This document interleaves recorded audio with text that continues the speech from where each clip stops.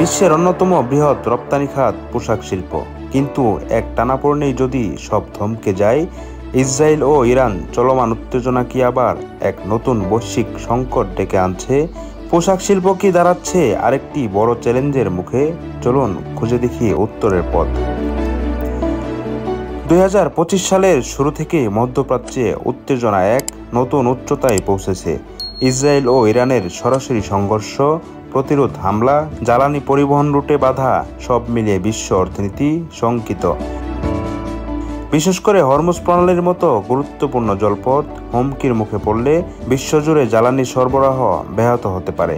আর জ্বালানি খরচ বাড়া মানেই পরিবহন ব্যয় বেড়ে যাওয়া, যেটা সরাসরি আঘাত হানে গ্লোবাল সাপ্লাই চেনের ওপর, যার ভেতরে পোশাক শিল্প অন্যতম স্পর্শকাতর। বিশ্বে বড় বড় ব্র্যান্ড যেসব পণ্য উৎপাদন করে বাংলাদেশ, ভিয়েতনাম, ইন্দোনেশিয়াতে, সেগুলি ইউরোপ ও আমেরিকায় পৌঁছাতে হয় সমুদ্রপথে।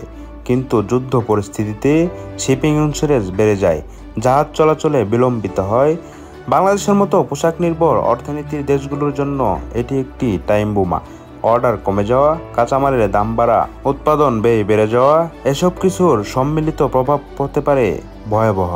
একটা প্রশ্ন এখন জোরালো হয়ে উঠেছে, পোশাক শিল্প কি এই বৈশ্বিক সংকট মোকাবেলা করতে প্রস্তুত?